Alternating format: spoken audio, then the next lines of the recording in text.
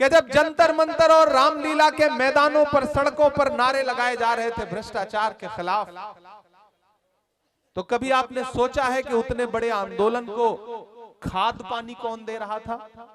उस आंदोलन के पीछे कौन था?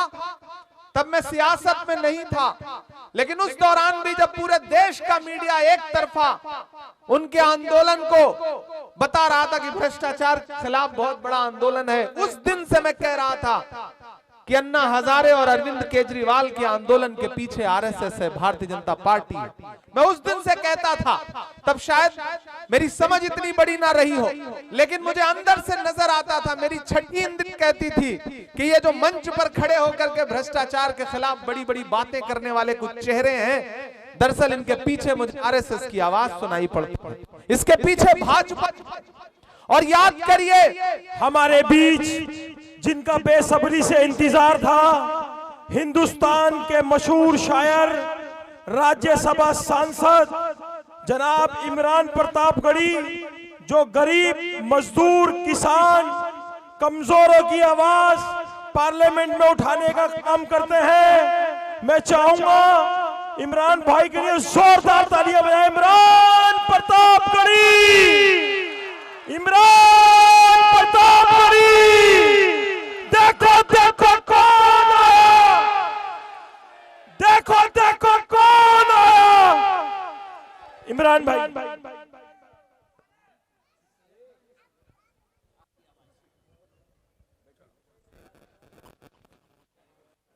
बहुत शुक्रिया जे कॉलोनी की जिंदा दिल अवाम का इन बेपनाह मोहब्बतों के लिए। पहली बार आपके दयारे मोहब्बत में हाजिर हुआ, आपकी लोकप्रिय प्रत्याशी रागिनी नायक जी के समर्थन में आपसे गुजारिश करने आया हूं। यहाँ मौजूद पूर्व विधायक, हमारे उत्तर प्रदेश कांग्रेस कमेटी के पूर्व अध्यक्ष भाई अजय कुमार लल्लू जी, हरिशंकर जी आपके पूर्व विधायक, दिल्ली प्रदेश कांग्रेस कमेटी अल्पसंख्यक विभाग के चेयरमैन अब्दुल वाहिद कुरैशी साहब, प्रभारी शहनवाज साहब, भाई अशोक बसोया साहब, हमारे यूथ कांग्रेस के अध्यक्ष यहाँ के आमिर साहब, बदरुद्दीन साहब, तमाम और जो बुजुर्ग हैं, मैं सबका नाम लूंगा, वक्त भी कम है, तो मंच पे जो भी साथी मौजूद हैं, हमारे अल्पसंख्यक विभाग के अहमद खान साहब हैं, डॉक्टर जमाल साहब हैं, जीनल जी हैं, नताशा जी हैं, तमाम जाने पहचाने चेहरे हैं यहाँ पर, शमीम अलवी साहब हैं, हमारे डिस्ट्रिक्ट चेयरमैन हैं यहाँ पर। कोई खुशबू न कोई फूल न कोई रौनक, कोई खुशबू न कोई फूल न कोई रौनक, उस पे कांटों की जहालत नहीं देखी जाती। हमने खोली थी इसी बाग में अपनी आंखें, हमसे इस बाग की हालत नहीं देखी जाती। जे कॉलोनी वालों, आने वाली जो 5 तारीख है, वो न सिर्फ प्रत्याशियों के इम्तिहान का दिन है, बल्कि आपकी समझदारी की भी इम्तिहान का दिन है। आने वाली 5 तारीख को आपको घरों से बाहर निकलना है और न सिर्फ वजीरपुर के मुस्तकबिल का फैसला करना है, बल्कि दिल्ली के मुस्तकबिल का भी फैसला करना है।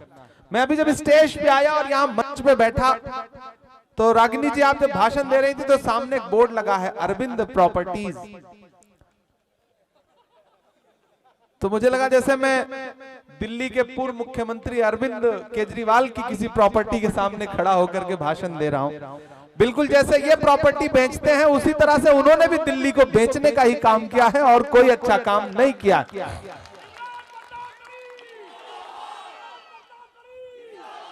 इस भीड़ में तमाम ऐसे लोग भी आए होंगे जिन्होंने अब तक मन नहीं बनाया होगा कि उन्हें किसको वोट देना है।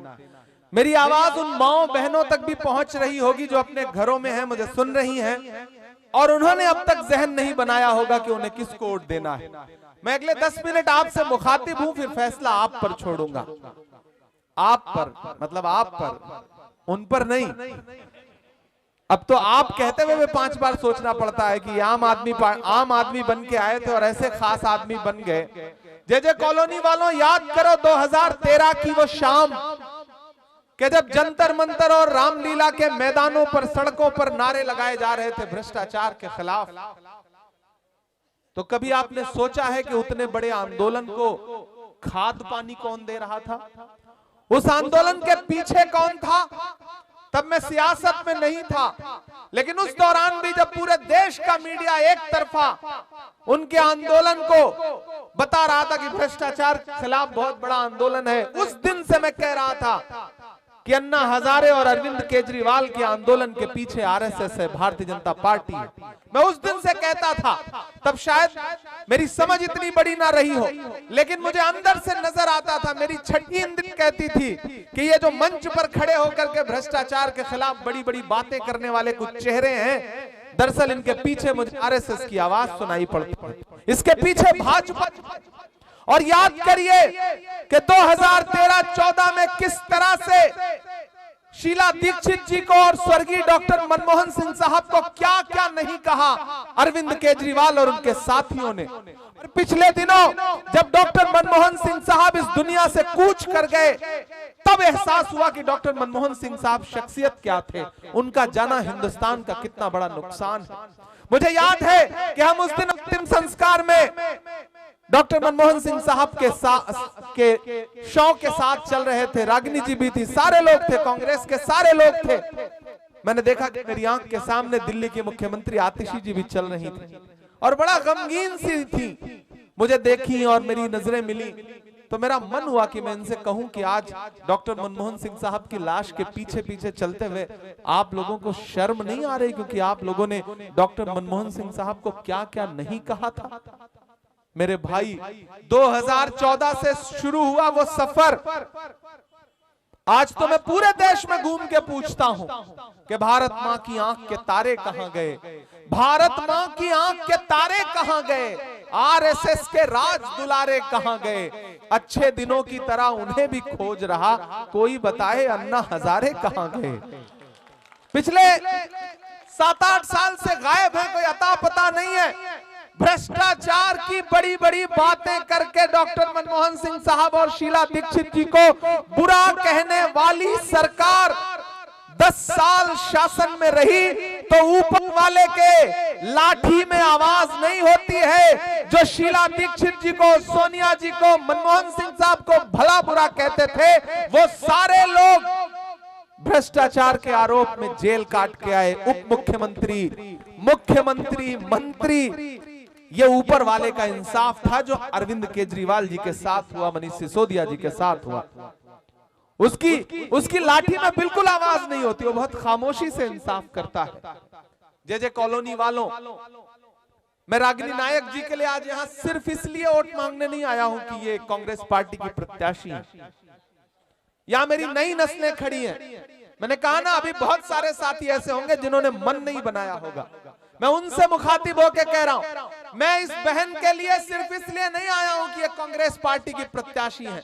मैं पिछले 7-8 साल से जब इन टीवी चैनलों पे कोई भी डिबेट देखता हूं और मुझे लगता है कि देश में कुछ चेहरे ऐसे हैं जो इस देश की गंगा जमुनी तहजीब के लिए अलल ऐलान बिना डरे हुए लड़ रहे हैं, उस फहरिस्त में सबसे पहला नाम अगर मैं कोई रखूंगा तो वो बहन रागिनी नायक का है।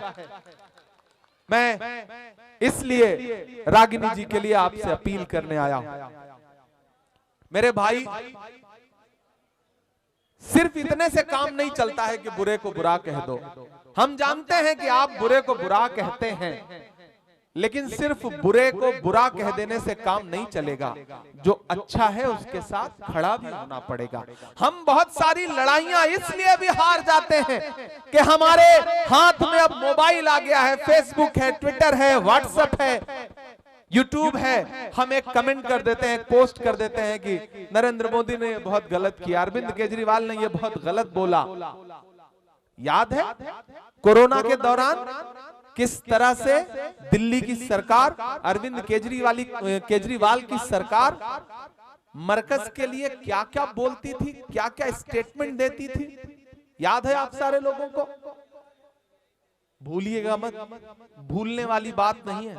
ये जो बहुरूपीय लोग हैं, ये अगर भेष बदल के आपके सामने आए हैं तो आपको भी याद दिलाना है कि नहीं, हमारी याददाश्त इतनी कमजोर नहीं है। शीला दीक्षित जी जैसी महिला, भद्र महिला, और 15 साल अगर पूरी दिल्ली का आप सही से सर्वे करेंगे ईमानदारी से, यहाँ तमाम बुजुर्ग ऐसे बैठे हैं जो जानते हैं कि जितने फ्लाईओवर शीला जी ने बनाए, जितने मेट्रो स्टेशन शीला जी ने बनाए, उसमें एक का भी इजाफा नहीं कर पाई है आम आदमी पार्टी की सरकार। जो शीला जी ने बनाया था उस पे कभी नाम पलट करके, कभी दूसरा नाम चिपका करके, कभी रंग रोगन लगा करके, कभी पुराने स्कूलों का नाम बदल करके रंग रोगन लगा करके इन्होंने बताया कि हमने बहुत विकास किया। नरेंद्र मोदी जी ने चाय बेची, फिर इन्होंने उनसे होड़ करने के चक्कर में फिर शराब बेचनी शुरू की।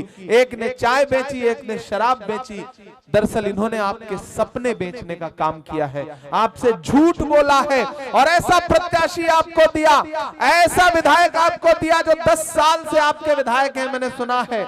लेकिन मैं आ रहा था तो सड़कें ऐसी हैं कि इस पे चलिए तो पता ही नहीं चलता कि आप सफर कर रहे हैं कि आखिरी सफर कर रहे हैं। गड्ढों में सड़कें हैं, सड़कों में गड्ढा है, पता ही नहीं चलता। मेरे भाई, ऐसे में आपको एक फैसला तो करना पड़ेगा, एक स्टैंड तो लेना पड़ेगा।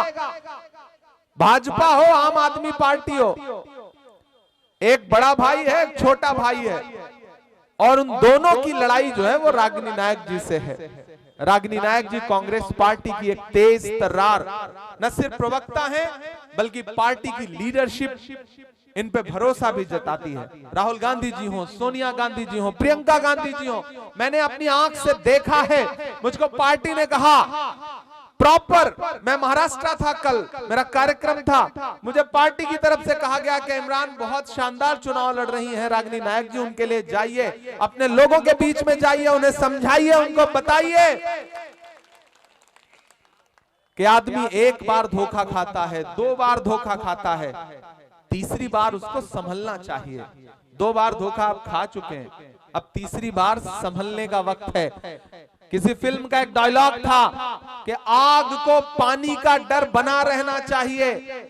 आपने झोली भर भर के आम आदमी पार्टी को वोट दिया तो आपकी अहमियत, आपके वोटों की अहमियत, आपकी खुददारी की अहमियत, आपके सम्मान की अहमियत सब रसातल में चली गई। इसलिए इस चुनाव में आम आदमी पार्टी को, भाजपा को यह एहसास दिलाइए कि जे कॉलोनी की जनता, वजीरपुर की जनता बहन रागिनी नायक के साथ खड़ी है, और इस बार आप इनको विधायक बना करके असेंबली में भेजने जा रहे हैं। रागिनी बिना विधायक रहते हुए देश के टीवी चैनलों पे जिस मजबूती के साथ लड़ती हैं, जिस हिम्मत के साथ लड़ती हैं और बड़े बड़ों की बोलती बंद करा देती हैं, सोचिए अगर ये विधायक बन के असेंबली में खड़ी होंगी तो कितनी मजबूती के साथ आपकी लड़ाई लड़ेंगी। मैं वो दिन देख रहा हूं कि बहन रागिनी नायक असेंबली में होंगी दिल्ली की, तब इनकी आवाज को और मजबूती मिल चुकी होगी। हमने सहराओं में हासिल किए आसानी से, अरविंद केजरीवाल साहब, हमने सहराओं में हासिल किए आसानी से, तुम समंदर में भी रहकर न मिले पानी से। ये सियासत के दिले सबके हवाले न करो, ये सियासत के दिए सबके हवाले न करो, मुल्क जल जाता है एक शख्स की नादानी से। पिछले 10 साल में जिस तरह से दिल्ली को ठगने का काम किया गया है, पुराने स्टेटमेंट उठा के देखिए, झूठ बोलने के मामले में आम आदमी पार्टी वालों का कोई मुकाबला नहीं कर सकता। पहले मैं सोचता था मोदी जी आगे हैं, फिर मैंने बाद में अरविंद केजरीवाल जी के भाषण थोड़ा गंभीरता से सुने, तब मुझे लगा भाई ये तो उनसे भी आगे का आदमी है। मतलब कमाल है। चाय और दारू वाली बात तो आपने देख ही ली है, लेकिन झूठ बोलने में, बहुरूपीयपन में, जे कॉलोनी वालों, ये चुनाव झूठे और सच्चों के बीच में है, ये चुनाव बहुरूपियों और अच्छों के बीच में है, ये चुनाव बुजदिलों और बहादुरों के बीच में है। आपको तय करना है कि आप कहां खड़े हैं, किस तरफ खड़े हैं। फिर अरविंद केजरीवाल के झूठ के सामने आप ठगे जाएंगे या फिर आप सच्चाई के साथ खड़े होंगे। वो सपना जो शीला दीक्षित जी ने दिल्ली के लिए देखा था, वो सपना जो संविधान और लोकतंत्र बचाने की लड़ाई के लिए राहुल गांधी देखते हैं, आप उस लड़ाई के साथ खड़े होंगे या मोदी जी और उनके छोटे वाले भाई के साथ खड़े होंगे। आपको यह फैसला करना है। मैं अपनी माओ बहनों को पुकार के ये बात कहता हूं कि मेरे भाई, इस बड़ी लड़ाई में मैं राहुल गांधी जी का सिपाही बन के आपके बीच में अपना दामन फैलाने आया हूं और आपसे ये कह रहा हूं कि एक बहुत मुश्किल वक्त है। याद करो जब दिल्ली दंगों में जल रही थी, याद करो जब लोगों के घरों में धुआं था, जमुना पार हो या दूसरे इलाके हो, तब कोई अरविंद केजरीवाल अपने घर से बाहर निकला था? नहीं निकला था। उन आग की लपटों को बुझाने के लिए अगर कोई निकला तो सिर्फ राहुल गांधी निकले। याद करो वो दिन कि जब हाथरस में एक दलित बिटिया के साथ बलात्कार हुआ और रात के 2 बजे उसकी लाश को बिना परिवार की मर्जी के जला दिया गया, तो कोई अरविंद केजरीवाल निकला? नहीं निकला। कोई नरेंद्र मोदी जी निकले? नहीं निकले। कौन निकला? राहुल गांधी निकले, प्रियंका गांधी निकली, गए उस दलित बिटिया के परिवार से मिलने के लिए। याद करो जब मणिपुर में बहन बेटियों को बिना कपड़ों के परेड कराई जा रही थी, तो कोई अरविंद केजरीवाल कुछ बोला? नहीं बोले। कोई नरेंद्र मोदी जी कुछ बोले? नहीं बोले। कौन बोला? राहुल गांधी बोले। न सिर्फ बोले बल्कि उन बेटियों उन बहनों के पास गए और उनको अपने सीने से लगा करके उन्हें ढांढस बंधाया। जे कॉलोनी वालों, वजीरपुर वालों, इससे ज्यादा सबूत और क्या चाहिए कि एक आदमी अच्छी राजनीति कर रहा है, वो इस बात की परवाह नहीं करता कि सियासी नफा नुकसान क्या होगा। वो आदमी 4000 किलोमीटर चला पैदल, क्या नारा लगाते हुए?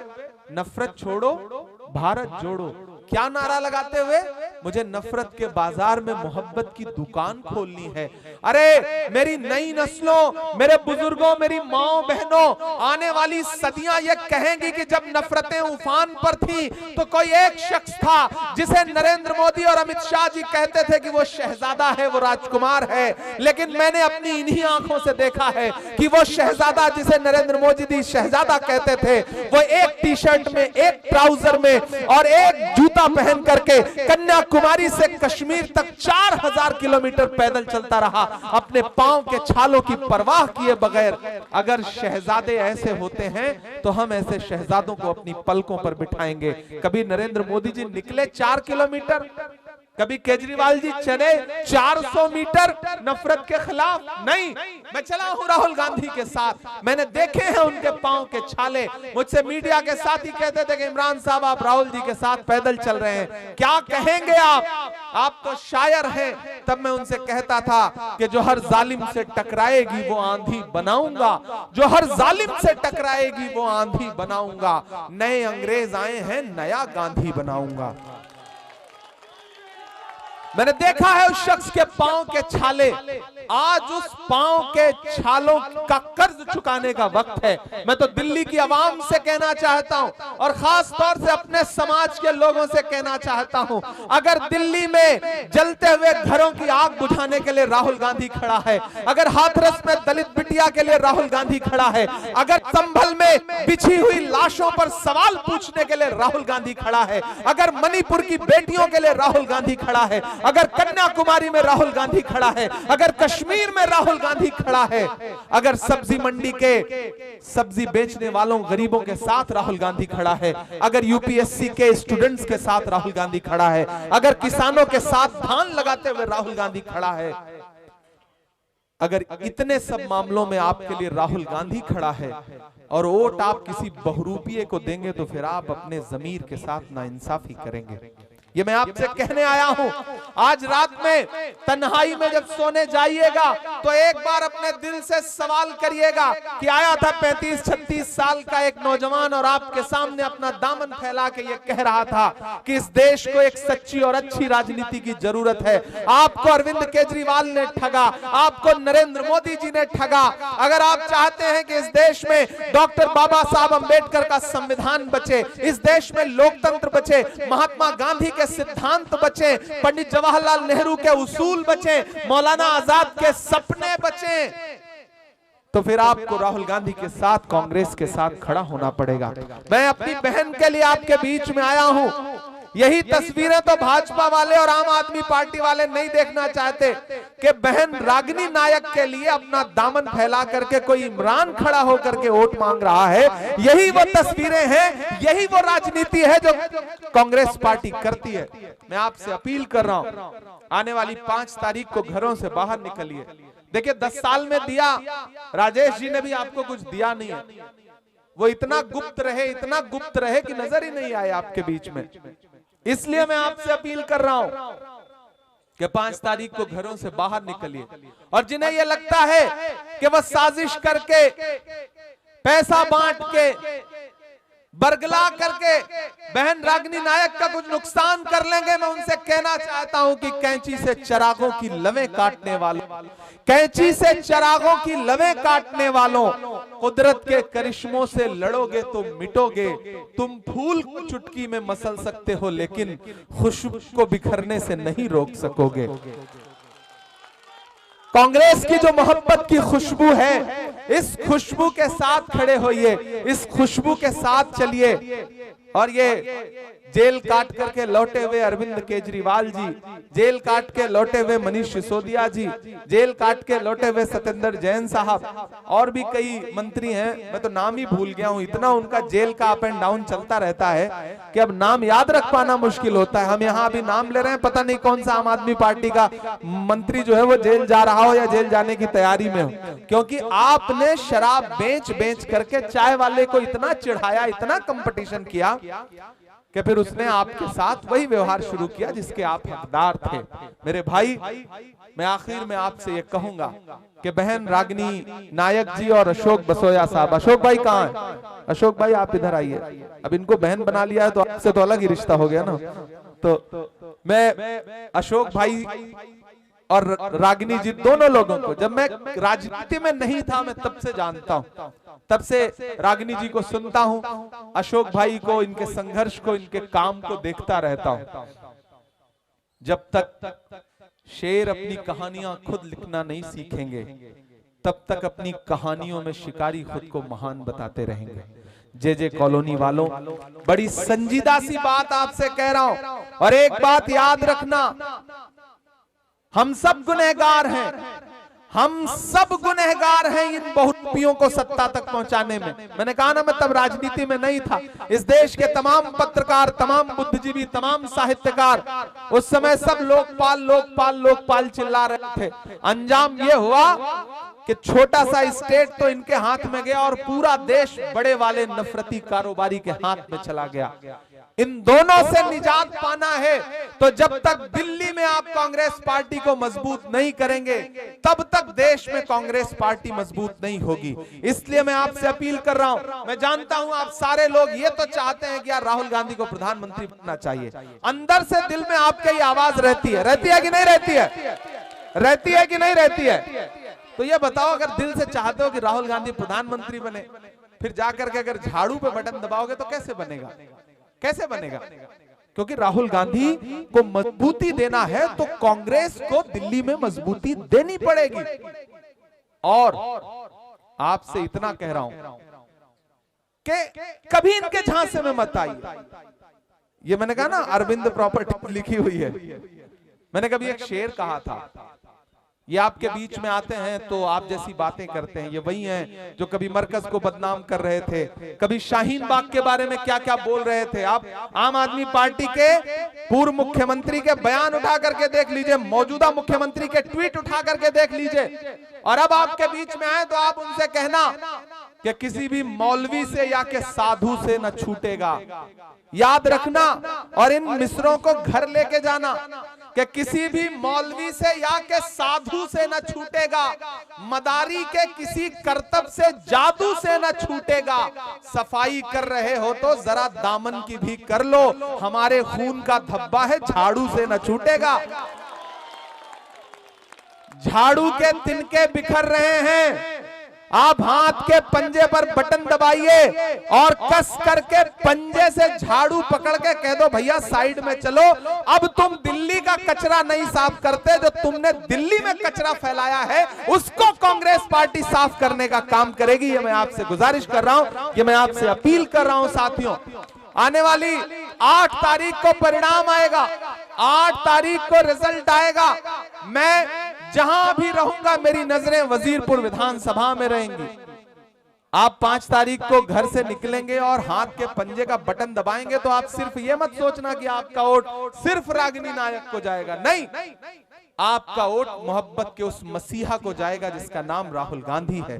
आपका वोट इस देश में महिलाओं की सबसे सशक्त आवाज बहन प्रियंका गांधी को जाएगा। आपका वोट डॉक्टर बाबा साहब अंबेडकर के सच्चे अनुयायी मल्लिकार्जुन खड़गे जी को जाएगा। आपका रागिनी नायक को दिया गया एक एक वोट इमरान प्रतापगढ़ी पे आपका एहसान होगा। ये आपसे अपील करने के लिए, आपसे गुजारिश करने के लिए आया हूं और आपसे वादा करता हूं कि 5 को, हाँ शायर भी सुना देंगे, अभी तो भाषण दे रहे हैं, शायरी भी सुना देंगे, मना थोड़ी करेंगे। हमें पता है आपने पिछले 4 घंटे से बहुत भाषण सुना। देखिए हमारे पास कितने जुझारू लोग हैं। नहीं नहीं नहीं मैं गिर नहीं रहा हूं, कोई नहीं। तो 5 घर से बाहर निकलिए, अपना एक एक वोट दे करके आइए, बहन रागिनी नायक को जिताइए। मुझे हुक्म हुआ है कि मैं कुछ शायरी सुना दूं।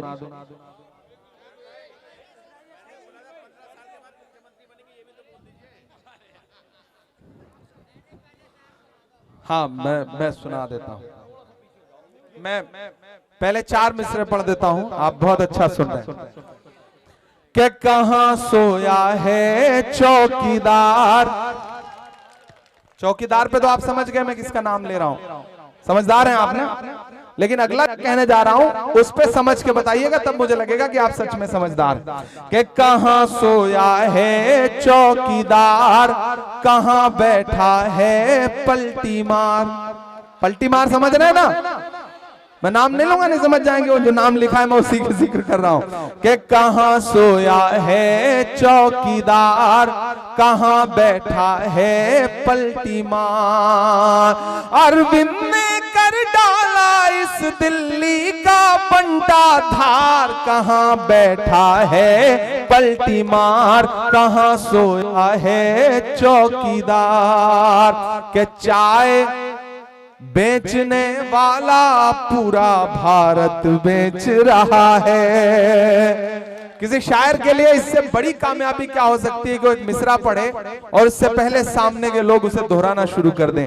ये किसी शायर के लिए, उसकी शायरी के लिए सबसे बड़ी खुशनसीबी की बात होती है कि चाय बेचने वाला पूरा भारत बेच रहा है। इसी काम में हासिल उसे महारत बेच रहा है। कि रेल बिक गई, तेल बिक गया, बिका हवाई अड्डा, सब कुछ बिकता देख के खुश हैं अपने जेपी नड्डा। के जनता महंगाई की मारी करती हाहाकार, कहां सोया है चौकीदार, कहां बैठा है पलटी मार।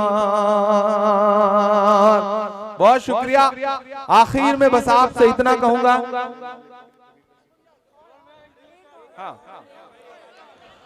कि मत समझना डराने से डर जाएंगे। आप थक तो नहीं गए? थक तो नहीं गए ना?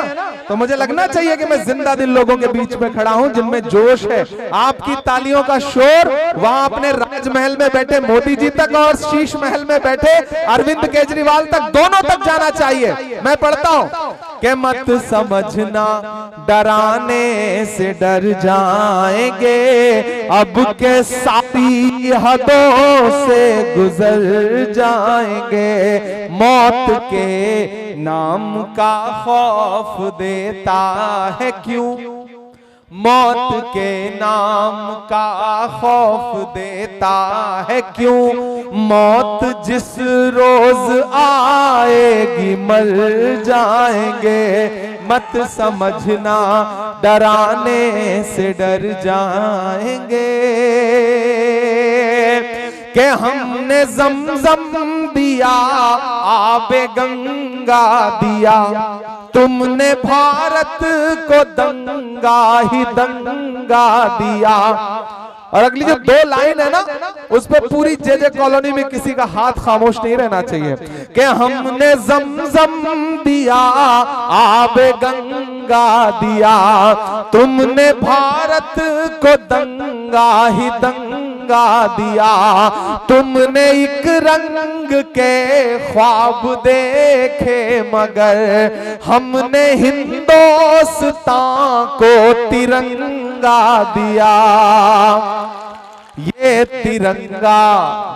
ये तिरंगा बदन पर लपेटे हुए, ये तिरंगा बदन पर लपेटे हुए एक दिन इस जमीन में उतर जाएंगे। मत समझना डराने से डर जाएंगे, अब के सारी हदों से गुजर जाएंगे। ना इधर जाएंगे ना उधर जाएंगे, बन के खुशबू फजा में बिखर जाएंगे। मत समझना। जितने भी साथी मौजूद हैं उठाइए अपना एक एक हाथ और मुझे यकीन दिलाइए पीछे तक कि आने वाली 5 तारीख को घरों से बाहर निकलेंगे। बहन रागिनी नायक को हाथ के पंजे के सामने वाला बटन दबा के अपना एक एक वोट दे करके आएंगे और मेरे ऊपर आपका एहसान होगा। निकलेंगे ना? एक एक वोट दे के आएंगे ना? बहन रागिनी को जिताएंगे ना? तो 5 को बहन रागिनी नायक को जिताइए। फिर आपके बीच में आपका शुक्रिया अदा करने के लिए आऊंगा। आज के लिए बहुत माफी, बहुत लंबे सफर से आ रहा हूं। महाराष्ट्र था, फिर उसके बाद किराड़ी गया और किराड़ी से यहां पहुंचा हूं। अगले 6-5 दिन लगातार यहां जनसभाएं करनी है पूरी दिल्ली में। तो मैं आपका अपना हूं, आपका बेटा हूं, आपका भाई हूं। आपके लिए संसद से सड़क तक लड़ता रहता हूं। तो मेरी गुजारिश है कि मेरे आने की लाज रखिएगा।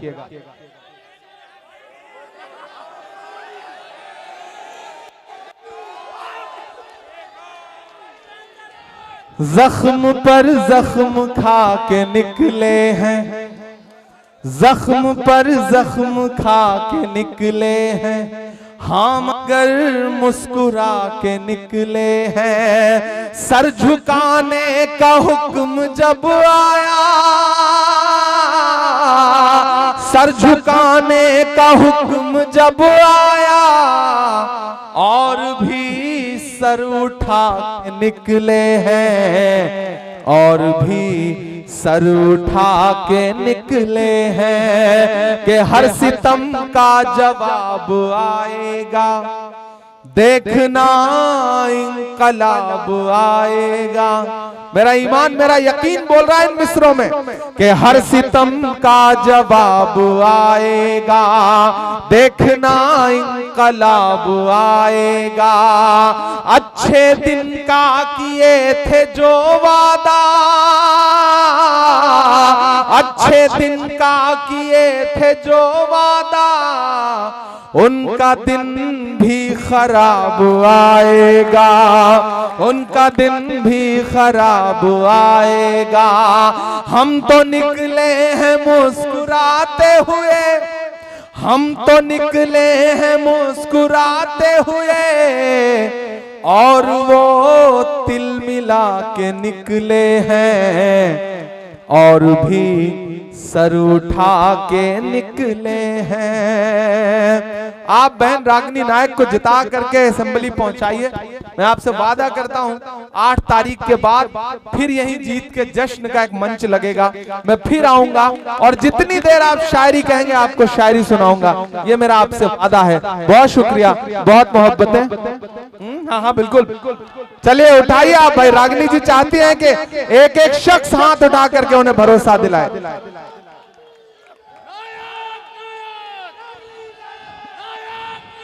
बहुत शुक्रिया, बहुत मोहब्बत है। Thank you.